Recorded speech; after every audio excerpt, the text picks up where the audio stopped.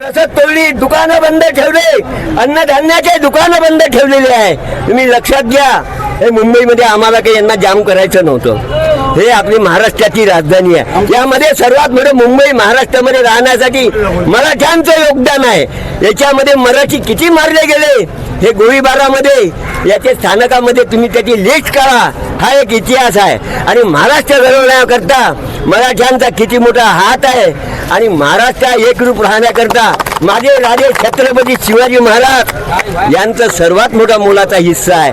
त्यामध्ये आमचा संघर्ष योद्धामधून आजपर्यंत सर्व नेत्यांनी आमच्यासोबत गद्दारी केली. आम्हाला फक्त स्वाभिमानी नेता, गरीब नेता, पैसे खाणारा नाही, राजकारणाने कोणासोबत झुकणारा नेता नाही, असे मनोजदादा जरांगे पाटील मिळाले. ही माझ्या मराठा बांधवासाठी आणि माझ्या स्वतःसाठी गौरवाची बाब आहे.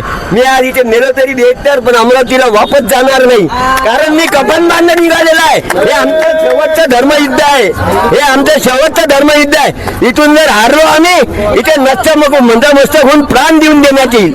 हे माझी तुम्हाला तुमच्या मीडिया समोर सांगण्याची या शपथ आहे.